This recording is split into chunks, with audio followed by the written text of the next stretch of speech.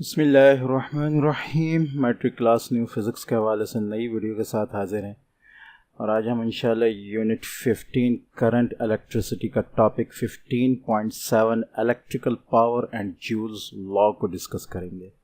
तो इस टॉपिक को बेसिकली लाने का मकसद ये है कि जब किसी सर्किट से इलेक्ट्रिसिटी पास होती है, ठीक है, तो वो जिस एलिमेंट से या जिस मेटल से वो पास हो रही होती है, ठीक है, वायर है, उसके अलावा मुख्तलिफ रेजिस्टेंस वगैरह आते हैं, ठीक है, वो जिस मेटल से भी जिस रास्ते से भी वो गुज़र रही है सर्किट में, ठीक है, इलेक्ट्रिसिटी, तो वहाँ जो है कुछ पावर डिसिपेशन होते हैं, यानी कुछ पावर जो है ज़ाय होता है, ठीक है। जैसे ये बैटरी है, ठीक है, इसके साथ हमने जो है वो वायर कनेक्ट किया है, ठीक है, और एक रेजिस्टेंस है इसके साथ, ठीक है, और ये पूरा कहना चाहिए जो है सर्किट जो है वो चल रहा है, ठीक है। तो कन्वेंशनल करंट जो है वो अपना रास्ता ले रहा है, ठीक है, रेजिस्टेंस से गुजरेगा, बैटरी से, ठीक है। तो ये जो वायर है जो कॉपर की है, ठीक है, इसके साथ आती है रेजिस्टेंस से पूरा जो रास्ता है सर्किट इस करंट का, यहाँ कुछ पावर डिसिपेशन होती है, यानी कुछ पावर ज़ाय होती है, ठीक है, और वो हीट की शक्ल में जो है वो निकलती है, हीट की शक्ल में जाती है, ठीक है।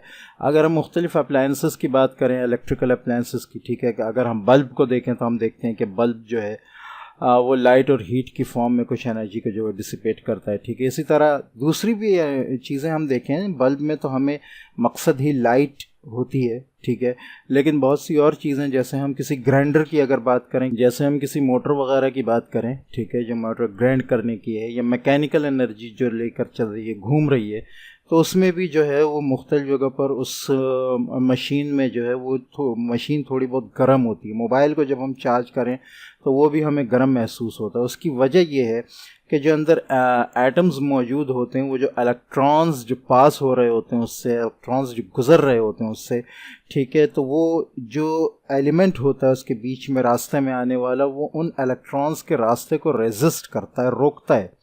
अब ये मुख्तलिफ बात है कि कुछ एलिमेंट्स में जो है, कुछ मेटल्स में जो है वो रेजिस्टेंस ज़्यादा होती है, कुछ में कम होती है। जैसे कॉपर की रेजिस्टेंस कम है तो उससे इलेक्ट्रॉन्स और इलेक्ट्रिक करंट जो है ज़रा आसानी से पास हो जाता है, ठीक है, जबकि इसके निस्बत सिल्वर है या फाइलेमेंट वगैरह जो है उनसे जो है करंट जो है वो मुश्किल से पास होता है, तो वहाँ हीट एनर्जी ज़्यादा डिसिपेट होती है। तो इस चीज़ को सबसे पहले एक साइंटिस्ट जूल ने जो है वो कहना चाहिए दरियाफ्त किया था, और उस हिसाब से उसने अपना एक लॉ बनाया था जिसको ज्यूल्स लॉ कहा जाता है, ठीक है। बेसिकली ये कॉन्सेप्ट इस वजह से है कि इलेक्ट्रिक पावर, जब इलेक्ट्रिक करंट किसी रास्ते से गुजरता है तो उसकी कुछ पावर जो है वो ज़ाय होती है, डिसिपेट होती है हीट एनर्जी की फॉर्म में, ठीक है। तो वो हीट एनर्जी को कैलकुलेट करने के लिए, या उस पावर को जो डिसिपेट हो रही है कैलकुलेट करने के लिए, जूल ने एक लॉ जो है उसने एक लॉ को बनाया, ठीक है, इसको दरियाफ्त करने के बाद, जिसको ज्यूल्स लॉ कहा जाता है, जो आगे आ जाएगा, ठीक है। तो बेसिकली हम पहले इस कॉन्सेप्ट को देख लेते हैं, इलेक्ट्रिक पावर, ठीक है। तो इलेक्ट्रिक पावर क्या है? The rate at which the work is being done in electrical circuit is called electric power. एक रेट के मुताबिक, यानी कुछ टाइम बीइंग में कुछ वर्क जो डन हो रहा होता है किसी भी इलेक्ट्रिकल सर्किट में, वो इलेक्ट्रिकल पावर कहलाता है, ठीक है। किसी भी कहना चाहिए कि इलेक्ट्रिक सर्किट के दरमियान में कोई जो वर्क डन हो सकता है, उसके वर्क डन करने की जो पावर है वो इलेक्ट्रिक पावर कहलाती है। इसके अलावा दूसरी डेफिनेशन है the rate of transfer of energy, ठीक है। Rate of transfer of energy यानी उसमें से इलेक्ट्रिकल एनर्जी जो पास हो रही है वो कितनी मैकेनिकल एनर्जी बना सकती है, कितनी इसके अलावा जो एनर्जी भी जिस किस्म की मशीन है उसमें यूज़ हो सकती है, तो वो कितनी एनर्जी बना रही है, ये रेट ट्रांसफ़र ऑफ एनर्जी का जो है ये इलेक्ट्रिक पावर कहलाता है, ठीक है। When a current flows through a resistor, जब एक रेजिस्टर से, बीच में रेजिस्टेंस है सर्किट में, जब करंट फ्लो करता है, electrical energy is converted into heat energy. वो पूरे रास्ते में जो है वो बहुत सी जो इलेक्ट्रिकल एनर्जी वो हीट एनर्जी में कन्वर्ट होती है। The heat generated in the components of circuit, एक सर्किट के कंपोनेंट में जो हीट जनरेट हो रही है, all of which poses at least some resistance, वो किसी न किसी रेजिस्टेंस से गुजर रही होती है। सर्किट कितना ही अच्छा क्यों ना हो, बहरहाल वो कुछ ना कुछ रेजिस्ट कर रहा होता है। तो वो हीट जो है वो डिसिपेट होती है in the air, into the air, हवा में, फिज़ा में, अराउंड द कंपोनेंट्स से, ठीक है, निकलती है। The rate at which the heat is dissipated is called power dissipation. तो यहाँ दो चीज़ें हो गई, एक इलेक्ट्रिक पावर हो गया, the rate at which the work is being done in an electrical circuit, ये इलेक्ट्रिक पावर हो गया। इसकी दूसरी डेफिनेशन आ गई, the rate of transfer of energy. और तीसरी चीज़ यहाँ पे पावर डिसिपेशन आ गई, पावर का ज़ाय होना या फिज़ा में निकल जाना है। तो वो रेट जिस हिसाब से जो है एनर्जी जो है वो हीट बनकर जो डिसिपेट हो रही होती है वो पावर डिसिपेशन कहलाती है। और ये डिनोट की जाती है पी से, कैपिटल पी से, and measured in units of watts, ठीक है।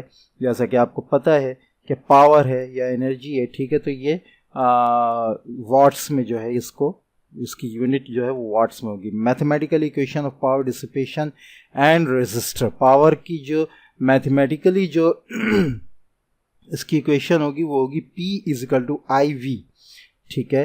P is equal to I V, जिसमें I जो है वो करंट है और V जो है वो वोल्टेज है। तो वोल्टेज और करंट जो सर्किट से जो गुजर रहा है उनका जो प्रोडक्ट होगा वो कहलाएगा पावर, ठीक है, पावर डिसिपेशन, ठीक है। इसको इन्होंने कन्वर्ट कर दिया I स्क्वायर R। उसकी वजह यह है कि V का हमें पता है, V यहाँ पर जो है पहले हम पढ़ भी चुके हैं कि V is equal to I R है, ठीक है। जब आई आर है तो आई इंटू आई स्क्वायर हो गया, ये आर हो गया, आई स्क्वायर आर आ गया। और आई स्क्वायर आर को, ठीक है, इन्होंने वी स्क्वायर से कन्वर्ट कर दिया। वी स्क्वायर से कन्वर्ट कैसे किया, इधर इन्होंने इसको स्क्वायर कर दिया आर स्क्वायर को, ठीक है। जब आर के साथ वी स्क्वायर हो गया तो ये वी जो है वी का प्रोडक्ट 2 के बराबर हो गया। और चूंकि यहाँ आर इन्होंने बढ़ाया था तो ये डिनोमिनेटर में एक और आर लेकर आ गए, तो ये इसके होने के बाद इनके पास आ गया वी स्क्वायर अपॉन आर, ठीक है।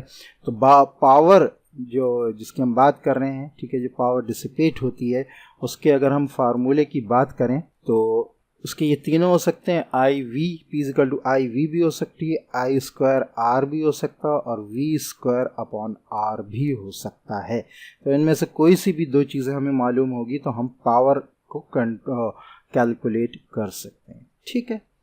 आगे मज़ीद इसकी इन्होंने जो की है explanation, energy in resistors, energy is dissipated when a particular amount of power is dissipated over a period of time, ठीक है।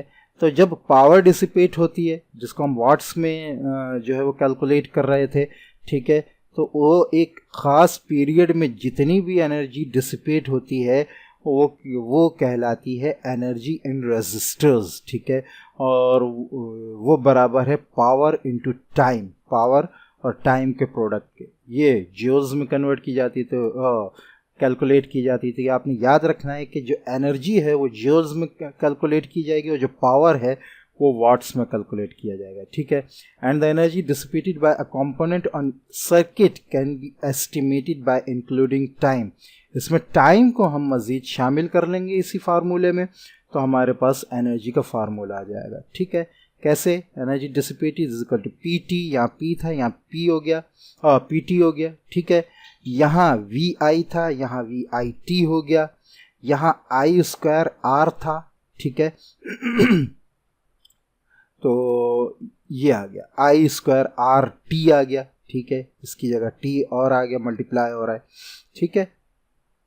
और यहाँ जो है ये वी स्क्वायर आर था ऊपर, ठीक है, इसके साथ टी मल्टीप्लाई होगा, V square T upon R. तो यही सारा जो है टी के साथ मल्टीप्लाई होकर नीचे आ गया है, ठीक है। तो जब हम रेजिस्टर्स की एनर्जी को कैलकुलेट करेंगे तो फार्मूले ये लगेंगे, ठीक है। और जब हम इनकी पावर को, जो पावर डिसिपेशन हो रही है उसको कैलकुलेट करेंगे तो ये फार्मूले लगेंगे। इनमें से जो दो चीज़ें मालूम होंगी हम उस हिसाब से उसको कैलकुलेट करेंगे, ठीक है।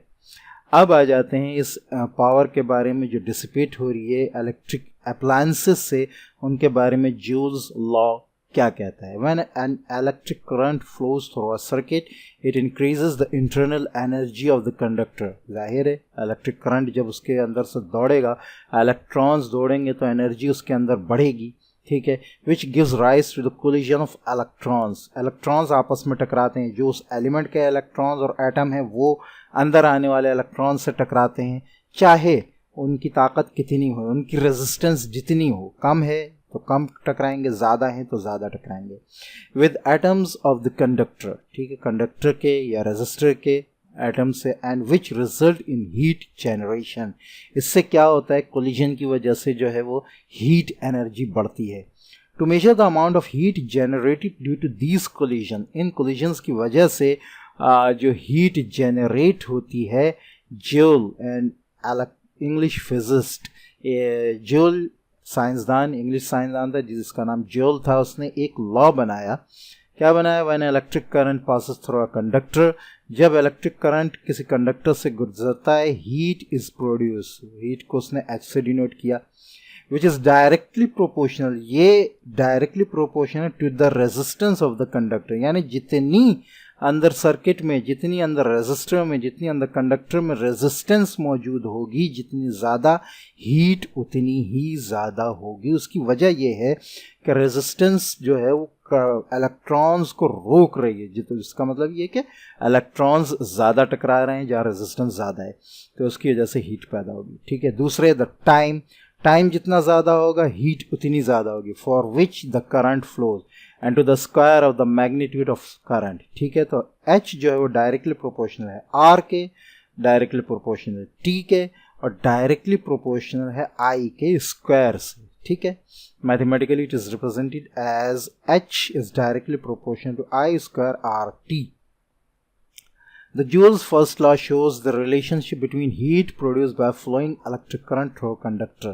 इसको उसने बताया कि हीट जो है वो प्रोडक्ट होता है I स्क्वायर RT का, I के स्क्वायर का, उसके साथ मल्टीप्लाई होगा रेजिस्टेंस, उसके साथ मल्टीप्लाई होगा टाइम। ठीक है, तो ये तीनों चीज़ें जो हैं उस हीट को जो कि प्रोड्यूस हो रही है किसी भी करंट के पास होने से, किसी भी सर्किट के, किसी भी कंडक्टर के, तो वो हीट जो है वो इन तीनों के प्रोडक्ट के बराबर है। Where H indicates amount of heat, I show electric current, R is the amount of electric resistance in the conductor, and T denotes time. ठीक है, तो ये बेसिकली जो था आपका कहना चाहिए जूल्स लॉ था, और उसने कैलकुलेट किया उस हीट को जो अंदर प्रोड्यूस हो रही है रेजिस्टेंस की वजह से। ठीक है, तो the amount of heat is proportional to the wire's electrical resistance. ठीक है, when the current in the circuit and the flow of current is not changed. ठीक है, जब करंट और फ्लो ऑफ करंट चेंज नहीं होता तो वो डायरेक्टली प्रोपोर्शनल होती है सिर्फ रेजिस्टेंस के। ठीक है, और अगर the amount of generated heat in a conductor carrying current is proportional to the square of current flow through the circuit when the electrical resistance and current supply is constant. जब electric resistance और current supply दोनों constant हो जाती है तो फिर वो current flow के साथ जो है वो डायरेक्टली प्रोपोर्शनल होती है। बहरहाल इनमें से कोई भी चीज़ जो है, यही वजह है कि ये जो प्रोपोर्शनल इक्वेशन है वो डायरेक्टली जो है वो इक्वेशन में जो है वो कन्वर्ट हो गई। उसकी वजह ये है कि इनमें से कोई ना कोई कांस्टेंट हो सकता है, तो कोई भी इनमें कांस्टेंट होगा तो अगला जो है वो वेरिएबल होगा और वो डायरेक्टली प्रोपोर्शनल होगा हीट के। ठीक है, the amount of heat produce because of the current flow is proportional to the time of flow when the resistance and current flow is kept constant. ठीक है, ये सारी वही बातें, इनमें से कोई सी भी दो चीज़ें जब कांस्टेंट होंगी तो वो डायरेक्टली प्रोपोर्शनल किसी तीसरी चीज़ के होगा। ठीक है, तो आई होप ये आपको बहुत अच्छी तरह समझ में आया होगा। Joules law, electrical energy dissipate होती है किसी भी इलेक्ट्रॉन्स के फ्लो से, करंट के फ्लो से। तो मिलते हैं नेक्स्ट वीडियो में, तब तक के लिए इजाज़त। अस्सलामु अलैकुम वरहमतुल्लाहि वबरकातुहू।